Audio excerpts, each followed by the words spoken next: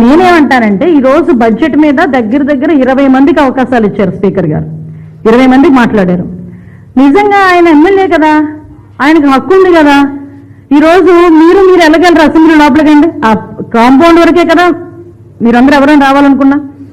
ఎమ్మెల్యేలుగా ఉన్న మేమే కదా అందులోకి లోపలికి వెళ్ళగలం. నేను చాలా సందర్భాల్లో చెప్పాను, సుమారుగా 5 కోట్ల మంది ప్రజల్లో 175 మందికి మాత్రమే అవకాశం ఇస్తాడు దేవుడు 5 సంవత్సరాలకు ఒకసారి.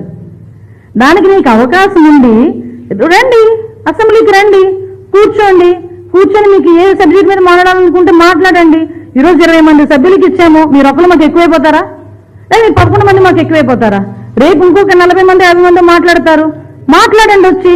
అంతే తప్పించి ఇంట్లో కూర్చొని విమర్శలు చేస్తాం, ఇంట్లో కూర్చొని వీడియోలు వేసుకుంటామంటే ఎలా అవుతుంది?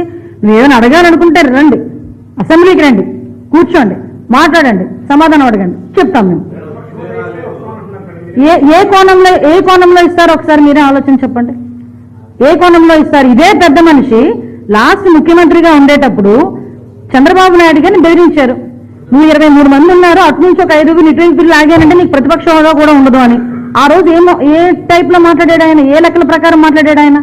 దానికి సమాధానం చెప్పమనండి, అప్పుడు దీని గురించి మాట్లాడతాం.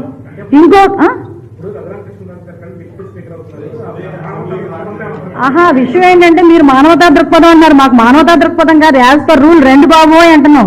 ఈ మధ్య మీకు అర్థమవుతుందో లేదో తెలియదు, నేను ఈ రోజు చూసా, రఘురామకృష్ణరాజు గారు కనుక డిప్యూటీ స్పీకర్ ఇచ్చి ఆల్రెడీ స్పీకర్ గా అయ్యన్ పాత్ర గారు ఉన్నారు, మళ్ళీ ఇప్పుడు రఘురామకృష్ణరాజు గారు కనుక డిప్యూటీ స్పీకర్ అయిన తర్వాత నిజంగా ప్రతిపక్ష హోదా ఇచ్చినా ఆయన అయితే అసెంబ్లీకి రాడు అని పందాలు కడుతున్నారు. ఎన్ని రూపాయలకో తెలుసా? 11 రూపాయలకి.